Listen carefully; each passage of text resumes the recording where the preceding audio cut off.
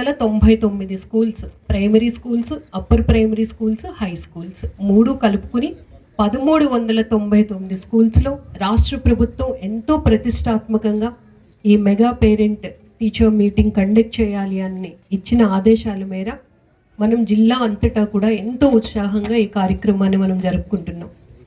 ఈరోజు బేతంచెర్ల మండలంలో మన ఆర్ఎస్ రంగాపురం హై స్కూల్కి రావడం అయితే నాకు చాలా సంతోషం. మిమ్మల్ని అందరినీ కలుసుకోవడం, ముఖ్యంగా తల్లిదండ్రుల్ని కలుసుకోవడం మరింత సంతోషంగా ఉందని తెలియజేస్తున్నాను. నేను తల్లిదండ్రులందరూ కూడా బడి వైపు ఒక అడుగు వేయాలి అని ప్రభుత్వం ఎందుకు ఈ కార్యక్రమాన్ని నిర్వహిస్తుందో మీరందరూ తెలుసుకోవాలి. ఒక పాప ఎంత చక్కగా మాట్లాడిందో, అంటే ఆ పాపకు చెప్పిన కథలో ఏంటంటే, ప్రాణాలు పనంగా పెట్టన్నా నా పిల్లల్ని పెంచుతాను, నా పిల్లల్ని ఉన్నత స్థాయికి తీసుకొస్తాను, వాళ్ళని తీర్చిదిద్దుతాను అన్న ఆ తల్లి తపన తెలియజేయాలి అన్న ఉద్దేశంతో ఆ పాప అంత చక్కగా ఆ కథని ఎంతో అర్థవంతంగా చెప్పింది. అంటే ఎంత మనసుకి హత్తుకుంది అని. అంటే తల్లే మొదటి గురువు, బాధ్యతగా పెంచుతారు.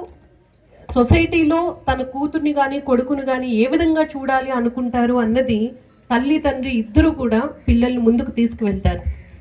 ఇంట్లో కన్నా ఎక్కువగా స్కూళ్ళలోనే పిల్లలు సమయం గడుపుతూ ఉన్నారు. తర్వాత ఉపాధ్యాయులు వాళ్ళని తీర్చిదిద్దుతారు. స్కూల్ నుంచి ఇంటికి వచ్చాక స్కూల్లో ఏం చెప్పారు ఏంటి, అలాగే వాళ్ళు సరిగ్గా చదువుతున్నారా లేదా, అటెన్షన్ ఎటువైపు ఉంది, అంటే చెప్పిన సబ్జెక్ట్ అర్థం చేసుకోగలుగుతున్నారా లేదా, తోటి పిల్లలతో ఎలా కలిసి ఉంటున్నారు, కరిక్యులర్ ఎకడమిక్ యాక్టివిటీస్తో పాటు ఎక్స్ట్రా కరిక్యులర్ యాక్టివిటీస్, ఆటలు పాటలు ఇతర విషయాల్లో యాక్టివ్గా వాళ్ళు పాల్గొంటున్నారా లేదా పిల్లలు. తర్వాత అంటే ఒకరి నుంచి ఒకరు నేర్చుకోవడానికి చాలా అవకాశం ఉంటుంది కాబట్టి పీర్ గ్రూప్తో వీళ్ళ బిహేవియర్ ఏ విధంగా ఉంది, వీటన్నింటి గురించి కూడా తల్లిదండ్రులు తెలుసుకోవాలి. వాళ్ళ పిల్లలు స్కూల్లో ఎలా ఉంటున్నారు, తోటి విద్యార్థులతో ఎలా ఉంటున్నారు, ఉపాధ్యాయుల్ని ప్రశ్నిస్తున్నారా లేదా ఏదన్నా అర్థం అవ్వకపోతే, ఈ అన్ని విషయాలు ఎప్పటికప్పుడు తల్లిదండ్రులు తెలుసుకోవాలి అన్న ఉద్దేశంతో ఈ కార్యక్రమం పెట్టడం జరిగింది. ఇందులో ప్రతి స్కూల్కి కూడా రాష్ట్ర ప్రభుత్వం ర్యాంకింగ్ ఇస్తారు. అది ఎలా ఇస్తారు, మనకుండే ఫెసిలిటీస్. ఇప్పుడు ఓల్డ్ స్టూడెంట్ అడిగారు, నాడు నేడులో పెట్టారు మినరల్ వాటర్, కానీ అది సరిగ్గా పని చేయక వర్కౌట్ అవ్వట్లేదు. అది సో మంచి నీళ్ళు మా పిల్లలకి కావాలి, వెనుక కందకం పూడ్చాలి, పాత గదులు ఉన్నాయి వాటిని కూడా సరి చేయాలి. అంటే ఇన్ఫ్రాస్ట్రక్చర్ పరంగా స్కూల్లో ఎటువంటి ఫెసిలిటీస్ ఉన్నాయి అన్నదానికి ర్యాంకింగ్ ఉంటుంది. సెకండ్, అకాడమిక్గా స్టూడెంట్స్ ఏ విధంగా ఎక్సెల్ అవుతూ ఉన్నారు అన్నదానికి కూడా ర్యాంకింగ్ ఉంటుంది. ఈ రెండింటిని చూసుకొని రాష్ట్రంలో ఉండే ప్రతి స్కూల్కి కూడా మన రాష్ట్ర ప్రభుత్వం ర్యాంకింగ్ ఇస్తుంది. అంటే ఏ విధంగా రానున్న రోజుల్లో మెరుగుపరచాలి. ఇన్ఫ్రాస్ట్రక్చర్తో పాటు పిల్లల్ని స్టడీస్లో ఎక్సెల్ చేసే, ఇప్పుడు 5వ తరగతి పిల్లోడికి పుస్తకం ఇస్తే తన క్లాస్లో తనుండి కొంతమంది చదవగలుగుతున్నారు, కొంతమంది చదవలేకపోతూ ఉన్నారు. ఒకవేళ స్లో లెర్నర్ ఉంటే టీచర్స్ అడాప్ట్ చేసుకుని ఏ విధంగా వాళ్ళ పిల్లల్ని మరింత ముందుకు తీసుకువెళ్ళాలి అన్న ఆలోచన. అందుకని ఎప్పటికప్పుడు తల్లిదండ్రులు, ఉపాధ్యాయులు, స్టూడెంట్స్ కలిస్తేనే పిల్లల భవిష్యత్తు చక్కగా తీర్చిదిద్దబడుతుంది అన్నది రాష్ట్ర ప్రభుత్వం ఆలోచన. ఒక 6.5 ఎకరాల స్థలంలో మన ఈ స్కూల్ ఉంది, మంచి వాతావరణంలో ఉంది. హెచ్ఎం గారితో కలిపి 20 మంది ఉపాధ్యాయులు ఉన్నారు. వాళ్ళందరూ కూడా highly educated. That 3rd class నుంచి 10th క్లాస్ వరకు ఇంగ్లీష్ మీడియం ఉంది. 398 మంది విద్యార్థులు మన పాఠశాలలో చదువుతూ ఉన్నారు. అంటే ఇది ఒక చక్కటి అవకాశం, మన పిల్లలకి గట్టి ఫౌండేషన్ వేయడానికి ఒక మంచి అవకాశం. పిల్లల్ని చాలా హైలీ ఎడ్యుకేటెడ్ ఎక్స్పీరియన్స్డ్ టీచర్స్ ఉన్నారు కాబట్టి వారికి తెలుసు ఏ విధంగా ఆ పిల్లకి చదువు చెప్తే వాళ్ళు ముందుకు రాగలుగుతారు అన్నది. సో ఆ విధంగా పిల్లల వైపు కృషి చేయాలి అని నేను మనస్ఫూర్తిగా కోరుకుంటున్నాను. నేను ఈ స్కూల్కి రావడానికి కూడా చెప్తాను, నేను కూడా మన జెడ్పీ హై స్కూల్లోనే చదువుకున్నాను. మాది శ్రీకాకుళం జిల్లా టెక్కలి మండల్ నరసింగపల్లి పంచాయత్ దగ్గర కొల్లివలస అని ఒక చిన్న విలేజ్. మా గ్రామంలో 35 ఇళ్ళు ఉంటాయి. నేను కూడా మధ్యతరగతి వ్యవసాయ కుటుంబం నుంచి, గ్రామీణ వాతావరణం నుంచి మన ప్రభుత్వ బడిలోనే చదువుకుని ఈరోజు మీ ముందు నేను కలెక్టర్గా మాట్లాడుతూ ఉన్నాను. అందుకని ప్రభుత్వ పాఠశాలలు అంటే ఒక నమ్మకం, తల్లిదండ్రులకి ఒక నమ్మకం, ఉపాధ్యాయులు అంటే ఒక నమ్మకం. నా పిల్లోడిని తీర్చిదిద్దుతారు, భవిష్యత్తులో ఉన్నత స్థానంలో నిలబెడతారు అన్నది నమ్మకం. అందుకనే ఖచ్చితంగా ఏదో ఒక హై స్కూల్లో అటెండ్ అవ్వాలి అని చెప్పి మీ స్కూల్ని ఎంపిక చేసుకుని నేను ఈరోజు రావడం జరిగింది. కానీ చిన్నప్పుడు అంటే నేను ఎలా ఉండేదాన్ని, ఇలాగే హై స్కూల్లో ఎలక్ట్యూషన్ పెట్టిన, ఎస్ఏ రైటింగ్ పెట్టిన, ఆటలు పాటలు ఏదన్నా కూడా, శ్లోకాలు ఏదన్నా కూడా ఖచ్చితంగా నేను పార్టిసిపేట్ చేయాలి. నాకన్నా ఎవరికన్నా ఒక హాఫ్ మార్క్ ఎక్కువ వచ్చేసినా కూడా వారం ఏడ్చేదాన్ని. ఇప్పుడు నాకు చాలా అరే ఎందుకు చిన్నప్పుడు నేను అలా ఉన్నాను అని ఇప్పుడు నాకు అనిపిస్తూ ఉంటుంది అన్నమాట. అంటే అంత పట్టుదల ఉండేది, అంటే నేనే ముందుండాలి అంత పట్టుదల అనమాట. అంటే నేను మీకు ఎందుకు ఉదాహరణ చెప్తూ ఉన్నానంటే మనలో ముందు ఆ తప్పున ఉండాలి, స్టూడెంట్స్ అందరికి ఆ తప్పున ఉండాలి, నేర్చుకోవాలన్న తప్పున ఉండాలి. నా తల్లిదండ్రులు, నా గురువులు మెచ్చే స్థాయికి, గర్వపడే స్థాయికి నేను రేపు పొద్దున్న నిలదొక్కుకోవాలి అన్న పట్టుదల మనలో ఉండాలి అని మీ అందరికీ చెప్తూ ఉన్నాను. చదువుతో పాటు ఎక్స్ట్రా కరిక్యులర్ యాక్టివిటీస్ చాలా అవసరం. అందులో కొన్ని రోజుల తర్వాత, ఇప్పుడు మీరు 10th క్లాస్ 9th క్లాస్ పిల్లలు అర్థం చేసుకోగలరు. వన్స్ ఇంటర్మీడియట్ డిగ్రీకి వెళ్ళిన తర్వాత గ్రూప్ డిస్కషన్స్ అన్నవి చాలా అలాంటివి ఉంటాయి. అంటే సాఫ్ట్ స్కిల్స్ అన్నది చాలా అవసరం. నా తోటి స్టూడెంట్స్తో ఎలా ఉండాలి, లేదు అంటే ఒక పీర్ గ్రూప్తో నేను ఎలా ఉండాలి అన్నది. At the same time life skill కూడా అవసరం. అంటే కెరాటే, లేదు అంటే స్విమ్మింగ్, ఇలాంటి వాటిల్లో కూడా మనకి ప్రావీణ్యత అన్నది ఉండాలి ఖచ్చితంగా. బోత్ సాఫ్ట్ స్కిల్స్లో ఉండాలి, లైఫ్ స్కిల్స్లో కూడా ప్రావీణ్యత ఉండాలి. అందుకని చదువుతో పాటు వాటిపైన కూడా దృష్టి పెట్టండి. ఏదో ఒక హాబీ మనకు ఉండాలి, ఏదన్నా కావచ్చు. ఇప్పుడు అందరూ బాధపడుతూ ఉన్నారు, ఫోన్కి అడిక్ట్ అయిపోతూ ఉన్నారు, టీవీకి అడిక్ట్ అయిపోతూ ఉన్నారు, చూడకూడని అన్నీ కూడా చూస్తూ ఉన్నారు. చిన్న పిల్లల మనసుకి దృష్టి ఎటువైపు పడకూడదు అటువైపే దృష్టి పోతుంది. తల్లిదండ్రులు చాలా మంది బాధపడుతూ ఉన్నారు. ఎస్ఐ గారు చెప్పారు, డాక్టర్ గారు చెప్పారు, మన ఉమెన్ ప్రొటెక్షన్ సెక్రటరీ చెప్పారు, సైబర్ క్రైమ్స్ ఎలాగున్నాయి, చిన్న పిల్లల్లో ఎటువంటి విషతుల్యం అవుతుంది, మన మనసులు ఏ విధంగా అవుతూ ఉన్నాయన్నది మీ అందరికీ చెప్పారు. సో డైవర్షన్ అన్నది పిల్లల్లో ఎట్టి పరిస్థితుల్లో కూడా ఉండకూడదు, అది చూసుకోవాల్సిన బాధ్యత తల్లిదండ్రులది. తర్వాత మన జిల్లాకు వచ్చినప్పటికీ చాలా బాధ అనిపిస్తుంది ఏంటంటే బాల్య వివాహాలు చాలా ఎక్కువ. అంటే 18 సంవత్సరాలు నిండకుండానే పిల్లలకి పెళ్లి చేసేస్తూ ఉన్నారు. కానీ నేను మీ అందరికి ఏం చెప్తూ ఉన్నానంటే, ఒక కాంపిటేటివ్ ఎగ్జామ్ రాయాలి అంటే మినిమం క్వాలిఫికేషన్ డిగ్రీ ఉండాలి. ఆడపిల్లలు మగపిల్లలు అన్న తేడా ఎట్టి పరిస్థితిలో కూడా ఉండకూడదు, ఇద్దరూ సమానమే. అందుకని నేను చెప్తాను, ఇంతకు ముందు మగపిల్లాడైతే ఇంటి పేరు నిలబెడతాడు అని చాలా మంది ఉంటారు, ఆడపిల్ల అయితే వేరే ఇంటికి ఇచ్చేస్తాము, ఆ అత్తవారి ఇంటి పేరు ఆ పిల్ల ఇంటి ముందు వచ్చేస్తుంది. కానీ ఇక్కడున్న ఆడపిల్లలందరికీ చెప్తూ ఉన్నా, మనం కానీ చదువుకుంటే నా పేరు ఇప్పటికీ కూడా రాజకుమారి గనియా అని రాసుకుంటాను. కారణం ఎందుకు? నా తల్లిదండ్రుల ఇంటి పేరు, అంతే కదా. మరి నేను నా తల్లిదండ్రుల ఇంటి పేరు నిలబెట్టేనా లేదా? మరి ఎందుకు ఆ తేడా మనం చూపిస్తూ ఉన్నాం? సో మనం చదువుకుని, మనం స్వశక్తితో ఎదిగి, మనం ఉన్నత స్థాయికి వెళ్తే మన పేరు, మన ఇంటి పేరు ఎక్కడికి పోదు. అంటే నేను ఎందుకు ఈ విషయం తల్లిదండ్రులకి చెప్తూ ఉన్నానంటే, అటువంటి ఆలోచన ఉండకూడదు, ఆడపిల్లలు మగపిల్లల ఆలోచన ఉండకూడదు. ఇద్దరిని సమదృష్టితో చూడాలి, సమానంగా పెంచాలి. డిగ్రీ చదువుతామంటే చదివించాలి, తర్వాత పోస్ట్ గ్రాడ్యుయేషన్ చేస్తానంటే చదివించాలి, తర్వాత నేను పిహెచ్డి చేస్తాను, డాక్టరేట్ నా ముందు తెచ్చుకుంటానంటే చదివించాలి, డాక్టర్ అవుతాను, ఇంజనీర్ అవుతాను, పోలీస్ అవుతాను, ఏదన్నా కూడా. నిన్న ఒక స్కూల్, మోడల్ స్కూల్కి సర్ప్రైజ్గా నేను కారులో వెళ్తూ అక్కడ ఆగాను. ప్రిన్సిపల్ గారు నన్ను అడిగారు, అమ్మ 10th క్లాస్ స్టూడెంట్స్తో ఒకసారి ఇంటరాక్ట్ అవ్వండి, ఈ ఇయర్ పరీక్షలు రాస్తారు కదా. సో వాళ్ళందరితో మాట్లాడుతూ లాస్ట్లో నేను వెళ్ళిపోయే ముందు ఒక్కొక్కరిని క్వశ్చన్ చేస్తూ ఉన్నా, what you wanted to be in future అని. సో ఒక 10th క్లాస్ అబ్బాయి చెప్పాడు, I wanted to be a YouTuber. నేను ఆ పిల్లోడి దగ్గర నుంచి అటువంటి ఆన్సర్ ఎక్స్పెక్ట్ చేయలేదు నేను. సో యూట్యూబర్ నువ్వు అవుదాం అనుకుంటున్నావు కదా, యూట్యూబర్గా నువ్వు ఏం అవుతావు, ఎనీ స్పెషలైజేషన్ ప్రత్యేకించి చెయ్యాలని ఉందా? ఎందుకంటే చాలామంది కంటెంట్ రైటర్స్ ఉంటారు, కంటెంట్ రైటర్స్కి అయితే ఇప్పుడు చాలా దొరకడం చాలా కష్టం అనమాట కంటెంట్ రైటర్స్. ఎందుకంటే లక్షల్లో శాలరీస్ వస్తాయి వాళ్ళకి. చాలామంది కంటెంట్ రైటర్స్ గురించి వెతుకుతున్నారు. లేదు మేడం, నేను గేమింగ్లో డిఫరెంట్ ప్యాటర్న్స్ తయారు చేయాలి అని చెప్పాడు. 10th క్లాస్ స్టూడెంట్, మన మోడల్ స్కూల్ స్టూడెంట్. అంటే పిల్లల ఆలోచన విధానం ఏ విధంగా ఉంది ప్రజెంట్ జనరేషన్ అని చెప్పడానికి మీకు ఇది చెప్తూ ఉన్నా. చాలా ఆసక్తి ఉంటుంది ఆ పిల్లలకి. ఆ ఆసక్తి వైపు మనం గైడ్ చేయొచ్చు, చేసి ఆ విధంగా వాళ్ళని మోటివేట్ చేస్తే చాలా ఉన్నత స్థాయికి వెళ్తారు అన్నది నేను పిల్లలందరికీ కూడా చెప్తూ ఉన్నా. తర్వాత నేను ఇప్పుడు చెప్పిన విషయాలన్నీ కూడా మన రాష్ట్ర ప్రభుత్వం ప్రతి పిల్లవాడికి కూడా హోలిస్టిక్ ప్రోగ్రెస్ కార్డ్ అని ఇస్తున్నాం. ఇందులో ఎన్ని విషయాలు ఉన్నాయో ఒక్కసారి తల్లిదండ్రులు చూడండి. చూస్తే మీ పిల్లాడి యొక్క పూర్తి ప్రవర్తన ఎలా ఉంది, చదువు ఎలా ఉంది, ఏంటి అన్నది అన్ని విషయాలు కూడా ఇందులో మీకు పొందుపరిచి ఈరోజు మేము మీకు ఇస్తూ ఉన్నాం.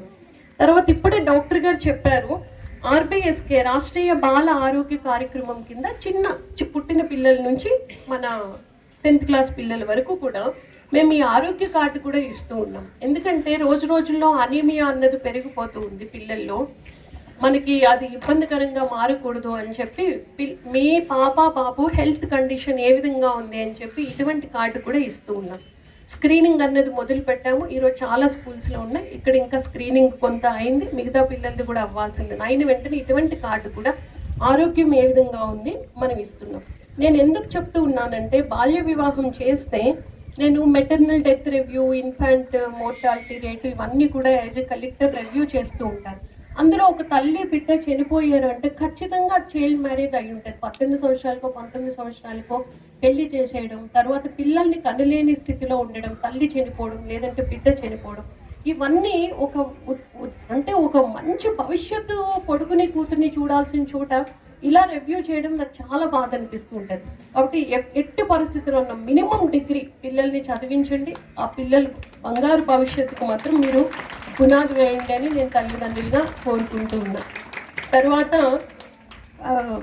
ఒక చిన్న శ్లోకం చెప్తాను, మీ అందరికి ఆకలేస్తూ ఉంటుంది. మనం పేరెంట్స్ అందరినీ కూడా పిలిచాము, అందరం కలిసి ఇప్పుడు ఇక్కడే భోజనం చేయడానికి, తల్లిదండ్రులు పిల్లలు అందరు కలిసి. ఇది ఇంతకు ముందు కూడా ఒకసారి చెప్పాను. సమాజంలో ఒక మంచి గౌరవప్రదమైన స్థాయిలో ఉండాలని ప్రతి ఒక్కరూ కోరుకుంటారు. తల్లిదండ్రులు కోరుకుంటారు వాళ్ళ పిల్లలు గౌరవప్రదమైన స్థాయిలో ఉండాలని. మా నాన్న మా అమ్మ అలా కోరుకున్నారు, తీర్చిదిద్దారు కాబట్టి నేను ఈరోజు ఇలా ఉన్నాను. ఇక్కడే హెచ్ఎం గారు ఉన్నారు. హెచ్ఎం గారు చెప్పారు ఏమని, నేను 42 సంవత్సరాల సర్వీసు కలెక్టర్ గారి దగ్గర కూర్చున్నాను నేను అని. కానీ హెచ్ఎం గారు పక్కన కూర్చోవడం నాకు గర్వకారణం అని నేను అనుకుంటాను. కారణం ఏంటి అంటే, నాకు ఇటువంటి టీచర్సే కదా నన్ను తీర్చిదిద్దారు. నాకు అక్షరాభ్యాసం చేసిన మాస్టారు ఈ రోజు కూడా బాలరాజ్ మాస్టారు ఈ రోజు కూడా నాకు టీచర్స్ డే రోజు నాకు మెసేజ్ చేస్తారు, ఆయన నా స్టూడెంట్ ఈ పొజిషన్లో ఉన్నారు అని. ఆ రోజు వేసిన ఫౌండేషన్ నేను ఉన్నత స్థాయికి వెళ్ళడానికి నా మ్యాథ్స్ టీచర్ అన్నపూర్ణ టీచర్ గారు 7th క్లాస్లో ఇచ్చిన నా గైడెన్స్ బట్టే నేను ఈ రోజు నెక్స్ట్ స్టెప్ ఏంటి అని వేసుకోగలిగాను. అది ఆల్ ఇండియా లెవెల్లో 8th ర్యాంక్ సాధించి హైదరాబాద్ సెంట్రల్ యూనివర్సిటీలో ఎంఎస్సి బయోటెక్నాలజీ చేశాను. సిఎస్ఐఆర్ ఫెలోషిప్ ఉంది, గేట్ ఫెలోషిప్ ఉంది. ఇదంతా ఎలా సాధించాను? ఇటువంటి గురువులు నన్ను గైడ్ చేసి ఎప్పటికప్పుడు నన్ను ముందుకు తీసుకువెళ్ళడం వల్లే సాధించాను కదా. సో ఈ రోజు గురువుల మధ్య ఉండడం నేను ప్రైడ్గా ఫీల్ అవుతున్నానని మీ అందరి ముందు నేను చెప్తూ ఉన్నాను. సో హెచ్ఎం గారు నాతో మాట అన్నారు కాబట్టి నేను చెప్తూ ఉన్నాను. సో అంటే గురువులకి ఏ విధంగా రెస్పెక్ట్ ఇవ్వాలి, అందుకనే నేను అది చెప్పడానికి ఒక శ్లోకం చెప్తానని చెప్పాను. ఆ శ్లోకం ఏంటంటే పిల్లలందరూ కూడా గుర్తుపెట్టుకోవాల్సింది. వస్త్రేణ వపుసా వాచ విద్యయా వినయేచ వకార పంచకోపేత నరహ ప్రాప్నోతి గౌరవం. మీ తెలుగు టీచర్ చెప్పి ఉంటే ఓకే, చెప్పకపోతే ఒక సమాజంలో ఒక వ్యక్తి ఉన్నత స్థాయిలో ఉండాలి, గౌరవప్రదమైన స్థాయిలో ఉండాలి అంటే 5 వకారాలు ఖచ్చితంగా వాళ్ళకి వంటబట్టాలి. ఏంటి 5 వకారాలు? వస్త్రేణ, వస్త్రం అంటే ఏంటి? డ్రెస్ మనం వేసుకున్నది. ఒక వ్యక్తిని చూడగానే ఫస్ట్ ఇమీడియట్గా మన అటెన్షన్ వాళ్ళు వేసుకున్న దుస్తుల పైన పడుతుంది, వాళ్ళ పైన కాకుండా, అవునా? సో ఎప్పుడు కూడా సంప్రదాయబద్ధమైన ఇతరులకి ఇబ్బంది లేకుండా ఉన్నటువంటి వస్త్రధారణ కానీ మనకి ఉంటే సమాజంలో చాలా గౌరవంగా మనల్ని చూస్తారు. ఓకేనా? మొదటి వకారం ఏంటి? వస్త్రం. 2 వపుస్సు అంటే ఏంటి? బ్రైట్నెస్, ఆరా, మన చుట్టూ ఉండే ఆరా. ఏంటది ఆరా అంటే? ఆ వపుస్సు అంటే ఒక వ్యక్తి ఫేస్ అంత బ్రైట్గా వెలుగుతూ ఉండాలి. ఎప్పుడు వెలుగుతుంది? పాజిటివ్ యాటిట్యూడ్ ఉన్నప్పుడే మనం ఆ విధంగా ఉంటుంది. నేను ఈరోజు 10th క్లాస్లో మంచి మార్కులు సాధించాలి. అదేంటది? మీలో ఉండే ఒక పాజిటివ్ యాటిట్యూడ్. ఏం చదివినా కూడా రావట్లేదే, మార్కులు తక్కువ వస్తున్నాయి, నాకు సరిగ్గా రావేమో, అంటే అది నెగిటివ్ యాటిట్యూడ్. ఎప్పుడు కూడా పాజిటివ్ యాటిట్యూడ్ ఉన్నప్పుడు మనకి ఆ ముఖం అన్నది అంత బ్రైట్గా వెలుగుతుంది, ఎదుటి వాళ్ళని కూడా మనం ఆకట్టుకోగలం అనమాట. ఎప్పుడు కూడా ఆలోచన అన్నది పాజిటివ్గా చేస్తే ఆ వపుస్సు అన్నది అంత బాగా కనపడుతుంది. సో వస్త్రేణ వపుస. 3 వాచ. వాచ అంటే మాట. మనం ఎటువంటి వ్యక్తి అన్నది ఎదుటి వాళ్ళకి ఎవరికీ తెలియదు. మన గురించి ఎలా తెలుసుకుంటారు? మనం మాట్లాడే విధానాన్ని బట్టి తెలుసుకుంటారు. సో ఎదుటి వ్యక్తిని నొప్పించకుండా మాట్లాడడం అన్నది మనం నేర్చుకోవాలి. ఈ మాట అన్నది ఎంత అంటే నోరు మంచిదైతే ఊరు మంచిదవుతుంది అంటారు కదా, అదనమాట. అంటే ఆ మాట్లాడే విధానమే మిమ్మల్ని ఎంత మంచి పొజిషన్కి తీసుకువెళ్తుందో. ఎదుటి వారిని నొప్పించకుండా ఏదైనా ఒక గ్రూప్ డిస్కషన్ ఉందనుకోండి, మీరు లీడర్షిప్ వహించాలి అంటే ఒక లీడర్షిప్ క్వాలిటీని ఇస్తుంది ఆ మాట తీరు. మీలో ఒక లీడర్షిప్ క్వాలిటీని ఇస్తుంది, ఒక కమ్యూనికేషన్ స్కిల్ని ఇస్తుంది, ఒక మల్టీ టాస్కింగ్ స్కిల్ని ఇస్తుంది, ఒక మేనేజ్మెంట్ స్కిల్ని ఇస్తుంది. రేపు పొద్దున్న భవిష్యత్తులో ఏం ఫేస్ చేయాలి అన్న దానికి ఒక స్కిల్ని ఇస్తుంది. అంటే ఆ మాట తీరు ఎవరికి బాగుంటుందో వాళ్ళకి సమాజంలో చాలా గౌరవంగా చూస్తారు. వస్త్రేణ వపుసా వాచ. 4 విద్య. విద్య అన్నది ఉన్న స్థాయి నుంచి ఉన్నత స్థాయికి వెళ్ళాలి అంటే విద్య అన్నది అంత అవసరం మనకి. అది ఏ విధంగా చదవాలి మీరు? విద్య అన్నది మార్కుల గురించి కాదు, విశ్లేషణాత్మకంగా చదవాలి. కాన్సెప్ట్ మీద గట్టిగా పట్టు ఉండాలి, ప్రాక్టికల్గా తెలుసుకోవాలి ఏంటి విషయం అని. విషయం మీద పట్టు లేకుండా మార్కుల గురించి చదివితే రేపు పొద్దున్న కాంపిటేటివ్ ఎగ్జామ్స్లో మనం విజయం సాధించలేము. సబ్జెక్ట్కి ఫౌండేషన్ స్కూల్లోనే పడుతుంది. ఆ ఫౌండేషన్ అన్నది గట్టిగా ఉంటే మాత్రం ఖచ్చితంగా ఉన్నత స్థాయికి అన్నది వెళ్ళగలం. మన చేతిలో విద్య ఉంటే రేపు పొద్దున్న ఏ చిన్న అడ్డంకి వచ్చినా కూడా ఏ విధంగా ట్యాకిల్ చేయాలా అన్న గుణం ఆటోమేటిక్గా మనలో ఇంబైబ్ అయిపోతుంది. అది మనకు వస్తుంది, ఆ సత్తా మనకు వస్తుంది. సో అందుకని బాగా చదవాలి, అది కూడా ఉన్నత చదువులు చదవాలి. మీరు హయ్యర్ స్టడీస్కి వెళ్తూ ఉన్నారనుకోండి, తగ్గిపోతూ ఉంటారు. చూడండి పాలసీ మేకింగ్ డెసిషన్స్లో ఎంతమంది ఉమెన్ ఉన్నారు, ఎంటర్ప్రీనర్స్గా ఎంతమంది ఉన్నారు. సో ఆ స్థాయికి వెళ్ళాలి, లీడర్షిప్ ఇవ్వాలి, సొసైటీని ముందుంచి నడిపించే స్థాయికి మనం వెళ్ళాలి అంటే ఖచ్చితంగా ఆ స్టడీస్ అన్నది మనకు అవసరం. అది 4వది విద్య. వస్త్రేణ వపుసా వాచ విద్యయ. 5 వినయం. వినయం అంటే ఏంటి అంటే నాన్న వచ్చి చెప్తారు ఏమని, ఎందుకు ఫోన్ చూస్తున్నావు, పక్కన పెట్టండి. ఎంత కోపం వస్తుందో మనకి. టీవీ ఆపేసి పుస్తకం తీయు, ఎంత కోపం వస్తుందో. అంటే పెద్దల ముందు, తల్లిదండ్రుల ముందు వినయ విధేయతలతో ఉండడం అన్నది మన ఎన్నో సంవత్సరాల నుంచి వస్తున్న చదువు, సంధ్య, వినయ విధేయతలు, సంస్కారం ఇవన్నీ అక్కడి నుంచే వస్తాయి. అంటే ఇప్పుడు యూనిక్ ఫ్యామిలీస్ అయిపోతూ ఉన్నాయి. తాత, అమ్మమ్మ, నాన్నమ్మ అందరూ ఉండేవారు, చెప్పేవారు, పిల్లలకి ఉండేది ఆ అలవాటు అంతా ఉండేది, నీతి కథలు అవన్నీ ఇప్పుడు రాను పోయినాయి. సో తల్లిదండ్రులు కానీ, పెద్దలు కానీ, గురువులు కానీ ఒక మాట చెప్పారు అంటే అది మన మంచి గురించి చెప్పినట్టే. ఈ రోజు మనం రియలైజ్ అవ్వకపోయినా భవిష్యత్తులో ఏదో ఒక రోజు మనం రియలైజ్ అయ్యే రోజు వస్తుంది. ఆ రోజు మా తాతయ్య ఇలా చెప్పారు, ఆ నాన్నమ్మ ఇలా చెప్పారు, అమ్మమ్మ ఇలా చెప్పారు, నాన్న ఇలా చెప్పారు, అమ్మ ఇలా చెప్పారు, నేను వినలేదు, విని ఉంటే నేను వేరేలా ఉండేవాడిని. అందుకని పెద్దల ముందు వినయ విధేయతలతో ఉండడం అన్న ఎవరు ఉంటారో వాళ్ళకి సొసైటీలో చాలా మంచి గౌరవం ఉంటుంది. సో ఈ 5 వకార పంచకోపేత నరహ ప్రాప్నోతి గౌరవం. సో ఇక్కడ ఉండే 398 మంది స్టూడెంట్స్ కూడా ఆ స్థాయికి వెళ్ళాలి, అంత ఉన్నతమైన భవిష్యత్తు ఉండాలి అని మిమ్మల్ని అందరినీ కూడా విష్ చేయడానికి, మీ తల్లిదండ్రులందరినీ కూడా కలుసుకోవడానికి నేను ఈరోజు స్కూల్కి రావడం జరిగింది. అలాగే ప్రభుత్వం డొక్కా సీతమ్మ మధ్యాహ్న భోజన పథకం మనం పెడుతూ ఉన్నాం. నేను ఇంతకు ముందు ఈ నంద్యాల కన్నా ముందు గుంటూరు జిల్లాలో జాయింట్ కలెక్టర్గా పనిచేశాను. అంతకుముందు ఈస్ట్ గోదావరి జిల్లాలో పనిచేశాను. తూర్పుగోదావరి జిల్లాలోనే డొక్కా సీతమ్మ గారు ఎక్కడ చూసినా కూడా డొక్కా సీతమ్మ గారు పెద్ద పెద్ద విగ్రహాలు ఉంటాయి. ఆవిడ ఏంటంటే ఎవ్వరికి లేదు అనకుండా భోజనం పెట్టిన ఆవిడ. అందుకే మన ప్రభుత్వం మధ్యాహ్న భోజనానికి డొక్కా సీతమ్మ మధ్యాహ్న భోజన పథకం పెట్టారు. మీకు ప్రతిరోజు ఒక్కొక్క మెనూతో ఆరోగ్యకరమైన భోజనం పెడుతూ ఉన్నాం.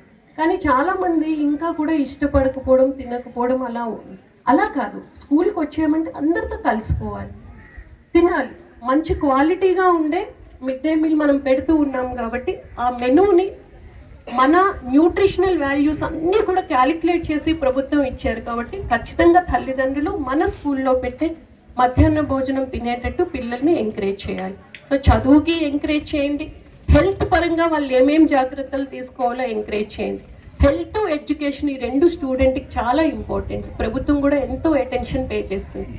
దెన్ వాళ్ళ బంగారు భవిష్యత్తుకి మీరు మార్గదర్శకులు కండి, టీచర్సు అండ్ పేరెంట్స్.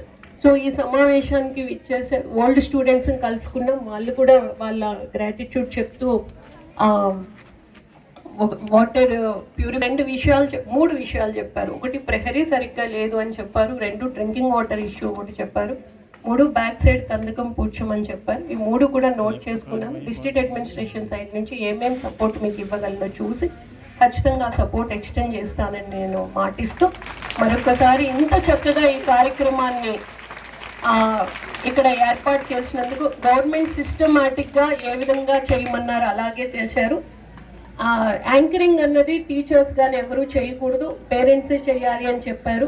సో ఇద్దరు కూడా చాలా చక్కగా, సుశాంత్ 4th క్లాస్ స్టూడెంట్, వాళ్ళ పేరెంట్స్ ఇద్దరు శాంతి గారు గోపి గారు ఇద్దరు కూడా చాలా చక్కగా ఈ కార్యక్రమాన్ని నిర్వహించారు.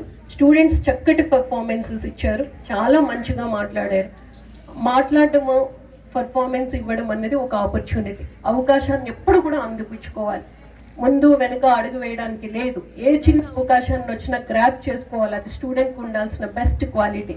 సో అలా చాలా మంది స్టూడెంట్స్ ఈరోజు పర్ఫామ్ చేశారు. వాళ్ళకి కూడా నేను ప్రత్యేకంగా అభినందనలు తెలియజేస్తూ మరొకసారి ఎవరినన్నా మర్చిపోయి ఉండొచ్చు, అందరికీ కూడా పేరు పేరున నా యొక్క నమస్కారాలు, ధన్యవాదాలు. And print and electronic media చాలా కవర్ చేశారు. అండ్ ఈ చెప్పిన మెసేజ్ స్కూల్ గురించి పేరెంట్స్ మాట్లాడారు చాలా చక్కగా. ఆ మెసేజ్ కూడా మీ ద్వారా వెళ్తుంది.